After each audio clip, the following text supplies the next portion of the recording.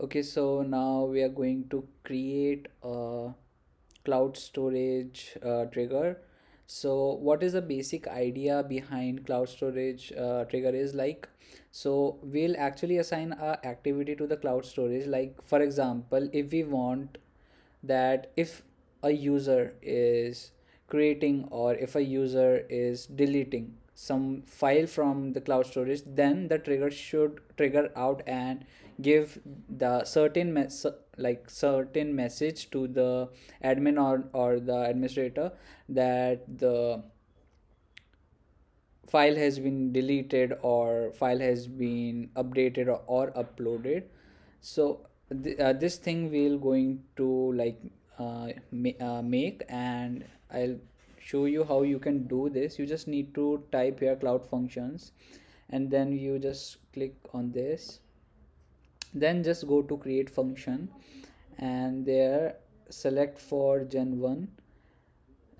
We can name it whatever we want to, but right now I'm going to name it as maybe cloud store page trigger 01, right?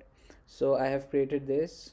Okay, so yeah, so I have created this. Let the region be by default. We are going to select here as cloud storage.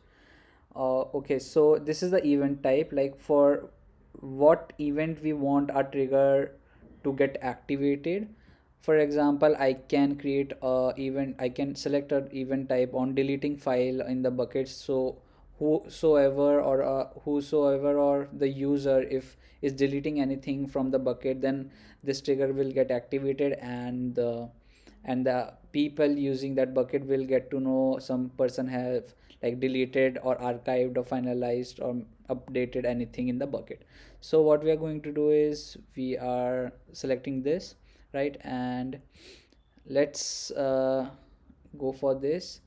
Okay, so before doing this, you just need to type here cloud storage and just go for this, right? Okay, so after going to this, you just need to create a bucket and name it as whatever you want to, and then just create like click this create option. In my case, I have created a bucket naming it as trigger buck. Or okay, so now what we are going to do is we are going back to that cloud functions. We are going to browse the bucket which we have created. We are going to select this and yeah, select. Okay, so after this we are going to save this, and we are going to click on next. In the runtime, you just select whatever language you want. In my case, I'm going for Python 3.12, right?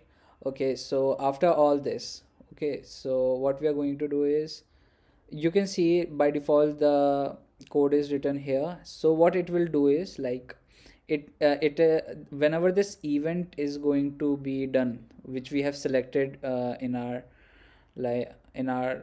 event options, there we have selected whenever a file has been deleted, you just trigger out, right? The trigger which we have created will get activated, and and as an output we'll get the output in as a text file where it will tell which file has been deleted. We are going to deploy this. You just need to make sure that you need to use correct entry point. Okay, so it will take some time. We are just going to wait for it. Here it's like deploying, or it's in the process of getting deployed. This is the dashboard actually, from where you can easily track when and where the trigger has been activated and for what reasons. And also for allocation, the billing price of this is approximately 0.4 or 0.5 whenever a trigger has been activated. Okay, so now you can see here the green tick has been like published or has been activated, which shows that the function is activated.